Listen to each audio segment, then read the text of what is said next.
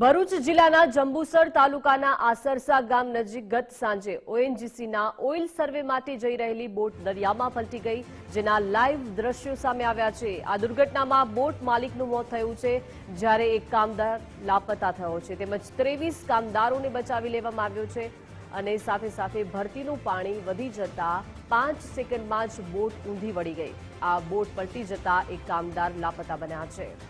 તો દરિયામાં બોટ पलटी गई है, जरा आ लाइव दृश्य सामने आया है।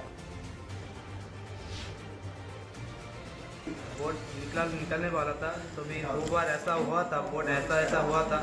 तो होने बाद अभी बोट जब पानी आ गया था, वो टैंकर उठाने वाला था, तब अचानक पलट गया है। बोट पर कितना लोग थे अंदर? 10 से 15 लोग तो था। વધુ માહિતી સાથે સંવાદદાતા દિનેશ જોડાઈ ગયા છે। દિનેશ, દરિયામાં બોટ પલટી ગઈ છે, શું વિગતો અત્યારે પ્રાપ્ત થઈ રહી છે, કેમ કે માલિકનું પણ મોત છે, 23 કામદારોને બચાવી લેવાયા છે? ચોક્કસ વાત કરવામાં આવે, સવાલ સૌથી વધારે તો સેફટીને લઈને ઉભા થયા છે। માત્ર આ જંબુસરના બોટ કાંડ નહીં, પરંતુ કબીરવડ જોઈ લો, ભરૂચના નર્મદા નદીના પટ્ટામાં પણ ઘણી વખત જોખમી રીતે બોટને પસાર કરવામાં આવે છે। મોટા પ્રમાણમાં લોકોને ઠૂસીને ભરવામાં આવતા હોય છે। આ જે બોટ છે તે કામદારોની બોટ હતી અને તેને લઈને બીજે સામે પાર લઈ જવાના હતા।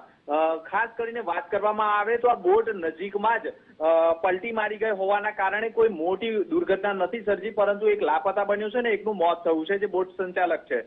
પરંતુ જો આજ દરિયા અને નર્મદા નદીના વચ્ચે પહોંચીને જો બોટ પલટી મારી ગઈ હોત તો સંખ્યાબંધ લોકોએ જીવ ગુમાવ્યા હોત। જિલ્લા વહીવટી તંત્ર હોય, ભરૂચનું તંત્ર હોય, તેમણે નર્મદા નદીના કાંઠા પર જો આ પ્રકારે બોટમાં લોકોને સવાર કરીને લઈ જવાતા હોય, લાઈવ જેકેટ ન હોય, સેફટી ન રાખવામાં આવતી હોય, તો આ બાબતે નિરીક્ષણ કરીને કાર્યવાહી કરવી જોઈએ। પરંતુ હાલમાં જે જંબુસર નજીકની જે ઘટના આવી છે તેમાં એક લાપતા બન્યો છે ને જે બોટ સંચાલક છે મકવાણા, તેનું મોત થયું છે તેવી માહિતી મળી રહી છે। પરંતુ બોટ પલટી મારી જવાનો વિડીયો જે સોશિયલ મીડિયા પર વાયરલ થયો છે તેને લઈને સેફટી સામે સવાલ ઉભા થઈ ગયા છે।